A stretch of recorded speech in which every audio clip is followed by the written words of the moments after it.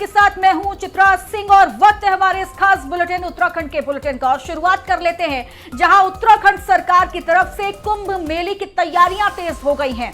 2027 में देवभूमि में सनातन का धर्म ध्वज बुलंद हो, इसे लेकर प्रदेश के सीएम पुष्कर सिंह धामी खुद अधिकारियों के साथ मिलकर इस कुंभ मेले की तैयारियों का जायजा ले रहे हैं।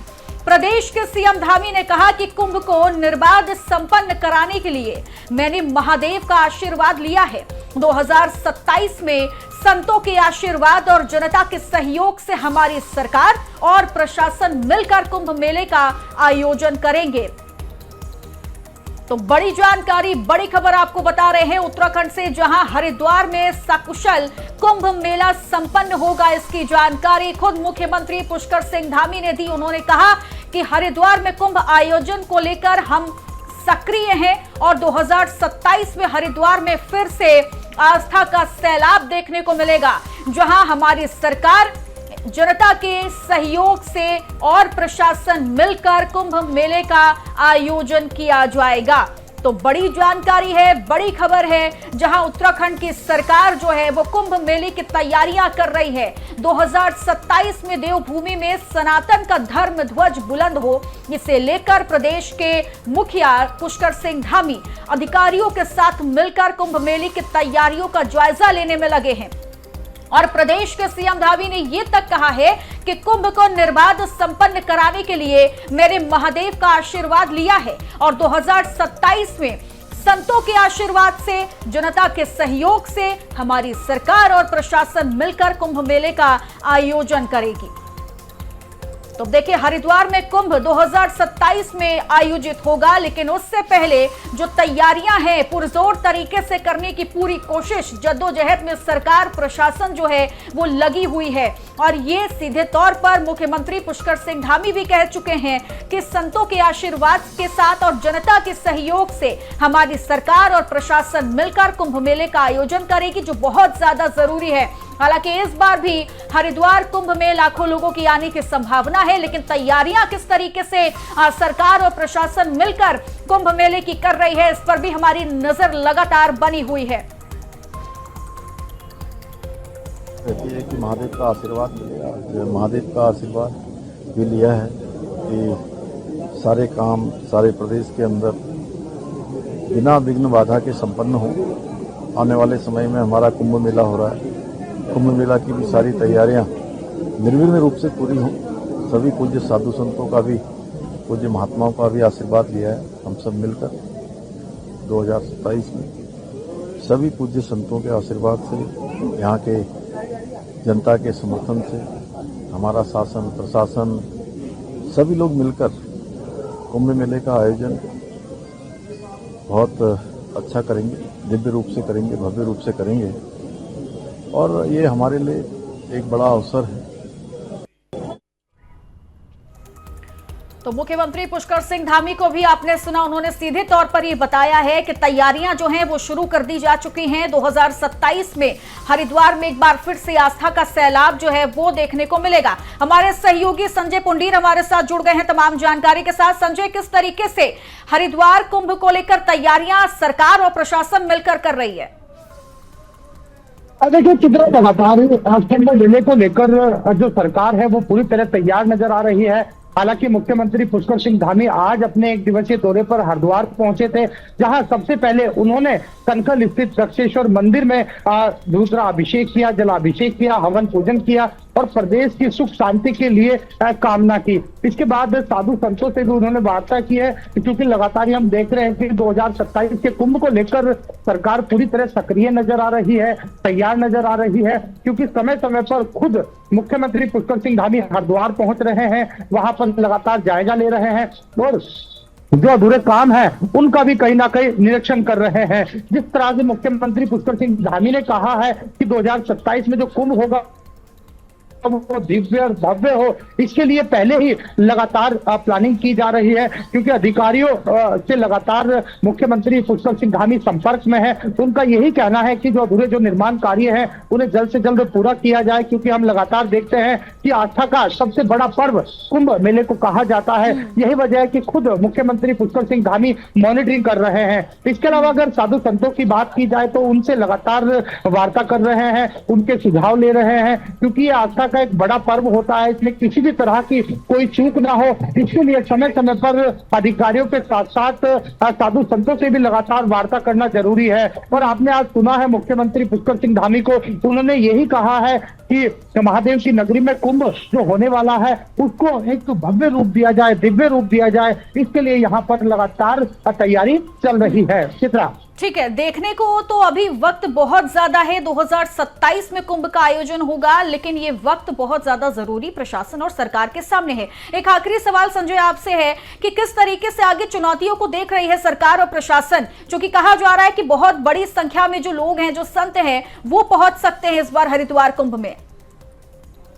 देखिए चित्रा, सबसे पहले हमें यह समझना होगा कि कुंभ मेले में कितने ज्यादा लोग आएंगे, कितना ज्यादा हमारा क्राउड होगा, किस तरह से देश के कोने कोने से यहाँ पर साधु संत पहुंचेंगे। और लगातार हमने देखा है कि जो बीता कुंभ था उसमें करोड़ों की संख्या में जो साधु संत थे, यहाँ के स्थानीय लोग थे, देश के कोने कोने से जो लोग आ रहे थे, उनका हमने देखा है कि काफी संख्या में एक भीड़ यहाँ पर देखने को मिली थी। और इस बार भी कहीं ना कहीं यही सबसे बड़ी चुनौती है कि जो भीड़ यहाँ पर पहुंचेगी उसे किस तरह से संभालना है। क्योंकि हम देखते हैं कि जब भारी संख्या में यहाँ पर श्रद्धालु पहुंचते हैं, साधु संत पहुंच जाते हैं, तो व्यवस्थाएं अव्यवस्थित ना हो, इसके लिए यहाँ पर विशेष ख्याल रखा गया है। क्योंकि हरिद्वार प्रशासन पहले ही लगातार यह देख रहा है कि जहां जहां पर अतिक्रमण है उसे कैसे हटाना है। क्योंकि जो यहाँ पर बैरागी कैंप होगा वो पूरी तरह मेला क्षेत्र है और उसमें ही यहाँ पर साधु संतों के लिए यहाँ पर तमाम आयोजन किया जाता है। वहां पर दरबार लगाए जाते हैं, वहां पर उनके कैंप बनाए जाते हैं।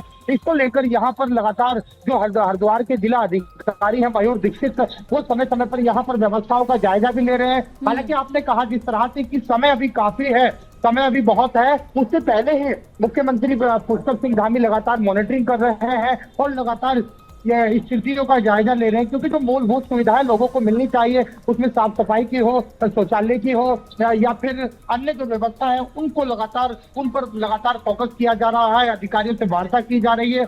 अब देखने वाली बात होगी कुंभ के आने से पहले किस तरह से तैयारियों को दिव्य और भव्य रूप दिया जाता है। ठीक है, ना सिर्फ हरिद्वार के लोग, पूरे उत्तराखंड के लोग और जो बाहरी जो लोग भी हैं वो बहुत ज्यादा इस वक्त उत्साहित होंगे हरिद्वार कुंभ को लेकर। लेकिन अगर हम पूरे उत्तराखंड की बात करते हैं, हरिद्वार के लोगों की बात करते हैं, तो वो किस तरीके से उत्साहित है इस बार हरिद्वार कुंभ को लेकर? देखिए अगर हरिद्वार वासियों की बात की जाए, उत्तराखंड वासियों की बात की जाए, क्योंकि सनातन धर्म का सबसे बड़ा पर्व कुंभ को कहा जाता है, हमने पहले भी जिक्र किया था। और हरिद्वार के स्थानीय लोगों के साथ साथ जो यहाँ पर काम करने वाले लोग हैं, यानी जो व्यापारी वर्ग के लोग हैं, उनमें भी काफी उत्साह देखने को मिल रहा है। क्योंकि उनके लिए रोजगार का यह अवसर होता है और वो भी अपनी तैयारी में लगे हैं। वो भी पूरी तरह उत्सुकता, यानी उनमें भी खासा उत्साह यहाँ पर देखने को मिल रहा है।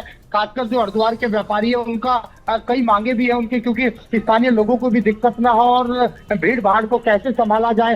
समय समय पर हरिद्वार प्रशासन स्थानीय व्यापारी से भी वार्ता कर रहा है, उनसे भी सुझाव ले रहा है, ताकि जो भारी संख्या में लोग आएंगे उन्हें कैसे संभाला जाए, उनके लिए जो मूलभूत सुविधाएं हैं उनको कैसे दी जाए। यानी हर बातों को लेकर यहाँ पर ध्यान रखा जा रहा है। अब जैसे जैसे समय नजदीक आ रहा है, वैसे वैसे तैयारियों को भी अंतिम रूप दिया जाएगा। तैयारियां करनी भी होंगी, क्योंकि काफी लंबे वक्त और कई सालों के बाद हरिद्वार में कुंभ का आयोजन जो होने जा रहा है। बहुत बहुत शुक्रिया संजय आपका तमाम जानकारी के लिए। आगे बढ़ेंगे, जहां रुड़की के मंडावली स्थित भाजपा कार्यालय में फरवरी से शुरू होने वाली SIR प्रक्रिया को लेकर एक अहम बैठक आयोजित की गई और इस बैठक में मंगलौर विधानसभा क्षेत्र के बीजेपी पदाधिकारी, कार्यकर्ता और स्थानीय लोग शामिल हुए। इस बैठक में हरियाणा के पूर्व कैबिनेट मंत्री करतार सिंह भड़ाना ने यह बताया कि मंगलौर विधानसभा क्षेत्र से मुझे अतः प्रेम है और यहां के लोगों का मैं हमेशा काम करता रहूंगा।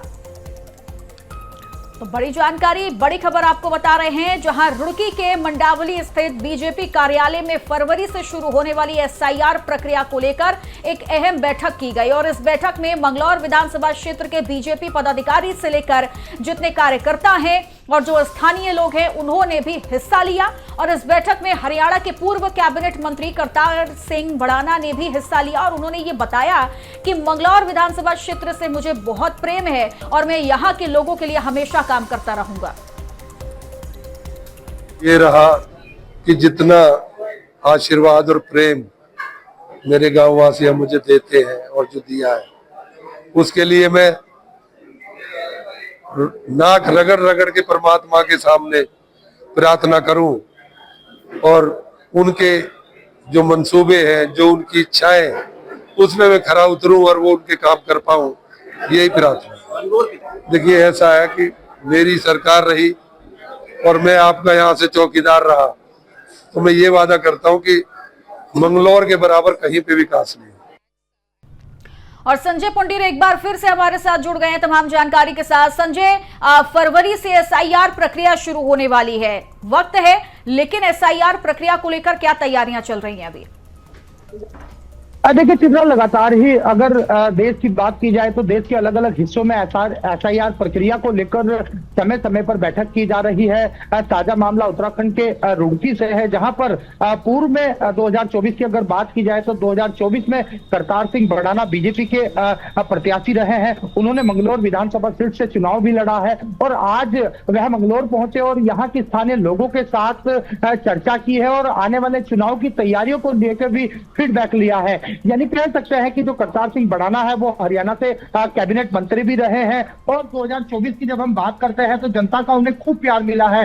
करीब 455 वोटों से जो कांग्रेस प्रत्याशी थे उन्हें जीत हासिल हुई थी, लेकिन उसके बाद से ही लगातार जो करतार सिंह भड़ाना है वो जनता के बीच में बने हुए हैं। हालांकि उनका यह भी कहना है कि जो स्थानीय लोगों को किसी भी तरह की समस्याएं होती है वो मेरे पास लेकर आते हैं और मैं उनके जो कामकाज होते हैं उनको निपटाने का काम करता हूं, उनकी समस्या सुलझाने का काम करता हूं। और अब जिस तरह से यहाँ पर लगातार बैठक की जा रही है, क्योंकि फरवरी माह से जो एसआईआर प्रक्रिया है वो शुरू होने वाली है, तो उसको लेकर भी यहाँ जनता को बताया है कि ऐसा एसआईआर है क्या और किस तरह से हमें जागरूक रहना है। तो तमाम तैयारियों को लेकर यहाँ पर जो करतार सिंह भड़ाना पहुंचे हैं और आने वाले चुनाव को लेकर भी यहाँ कहीं ना कहीं वो कहते दिखे हैं कि एक बार फिर जनता के बीच आऊंगा और जनता का भरपूर प्यार मिलने की यहाँ उम्मीद जताई जा रही है। जी संजय, एक सवाल ये है, आपने बोला कि पूर्व कैबिनेट मंत्री करतार सिंह लगातार जनता से जुड़े हुए हैं, उनकी परेशानियों को सुन रहे हैं, क्योंकि दूसरी तरफ फरवरी से एसआईआर प्रक्रिया शुरू होने वाली है,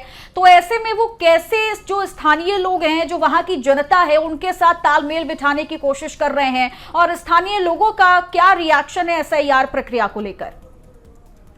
देखिए चित्रा, लगातार ही लोगों को अभी समझाने की जरूरत है, क्योंकि उन्हें यह लगातार बताया जा रहा है कि जो आने वाले चुनाव होंगे उनमें लोगों को किस तरह से जागरूक रहना है और जिस तरह से एसआईआर की प्रक्रिया है उसमें लोगों को बताया जा रहा है कि अगर किसी भी व्यक्ति की 2 जगह वोट है तो उन्हें कटवाना होगा, क्योंकि लगातार ही हम देख रहे हैं कि एक सर्वे भी चल रहा है जिस सर्वे के माध्यम से लोगों को वोटर लिस्ट की जानकारी दी जा रही है। अगर उनका नाम कहीं और विधानसभा में है या फिर किसी गांव में 2 बार है तो उन्हें कहीं ना कहीं समझना होगा। और जिस तरह से आपने जिक्र किया है कि जनता का किस तरह से इन्हें समर्थन मिल रहा है, यानी हम कह सकते हैं कि आने वाले चुनाव को लेकर भी वो जनता को विकास कार्यों के तमाम तरह के वायदे कर रहे हैं, उसमें स्वच्छता की बात हो या फिर जो केंद्र सरकार की योजनाएं होती है, राज्य सरकार की योजनाएं होती है, वो लोगों को बता रहे हैं किस तरह से आपको लाभ मिलेगा। और जनता से वादा भी कर रहे हैं कि अगर वो आपकी विधानसभा से विजय होते हैं तो उनके जो किए हुए काम है, जो सरकारी योजना रुकी हुई है,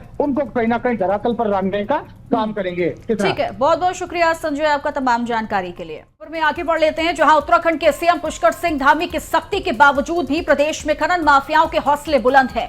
पहाड़ पर सरकारी पहरेदारी भले ही सख्त हो, लेकिन खनन का कारोबार धड़ल्ले से फल फूल रहा है। एक तरफ लक्सर के भोगपुर क्षेत्र में नदियों में अंधाधुंध खनन चल रहा है, तो दूसरी ओर लडोरा क्षेत्र में भी खनन माफिया बेलगाम हो चुके हैं। इन क्षेत्रों में जमकर खेतों को खोदा जा रहा है, मिट्टी का खनन कर ईंट भट्टों को बेचा जा रहा है और इसके अलावा कृषि भूमि से खनन की गई मिट्टी का प्रयोग प्लॉट भराव में भी बड़े पैमाने पर किया जा रहा है। खनन माफियाओं की जेसीबी भयमुक्त होकर गरज रही है और बेधड़क डंपर दौड़ रहे हैं और प्रशासन आंखें मूंद कर बैठी हुई है।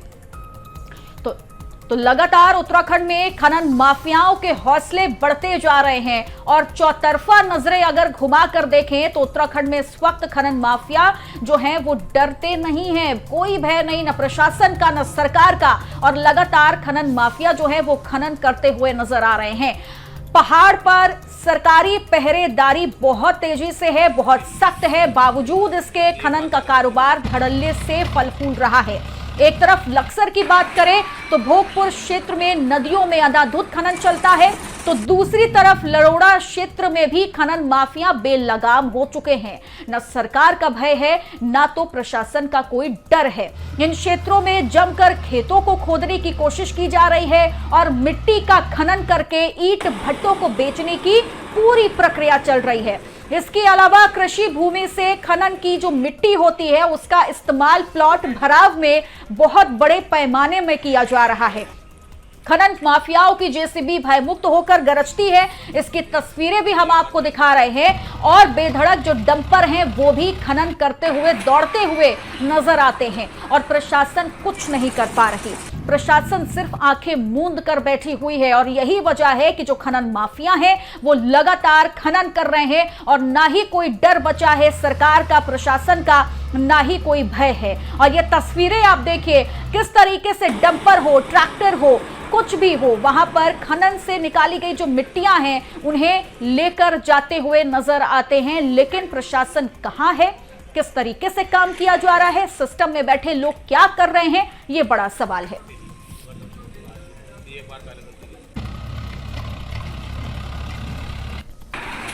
तो बड़ी जानकारी, बड़ी खबर आपको बता रहे हैं, जहां लगातार उत्तराखंड में खनन माफियाओं के हौसले जो हैं वो बढ़ते जा रहे हैं और पहाड़ पर हर जगह सरकारी पहरेदारी है, बावजूद इसके खनन माफिया जो है वो बेलगाम हो चुके हैं।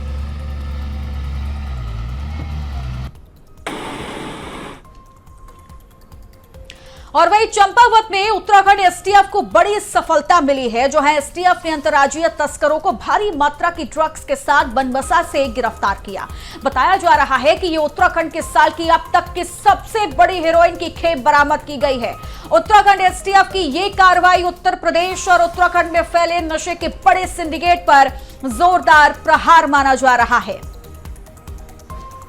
तो उत्तराखंड एसटीएफ ने देखिए बड़ी कार्रवाई की है और यहां से अंतर्राज्यीय तस्करों को ड्रग्स के साथ बनबसा से गिरफ्तार कर लिया गया है। उत्तराखंड के अलावा नेपाल में भी नशे की बड़ी खेप की सप्लाई की जा रही थी, यह भी जानकारी सामने आई है। तो अंतर्राज्यीय तस्करों को ड्रग्स के साथ बनबसा से देखिए गिरफ्तार किया गया और इसकी तस्वीरें भी हम आपको दिखा रहे हैं।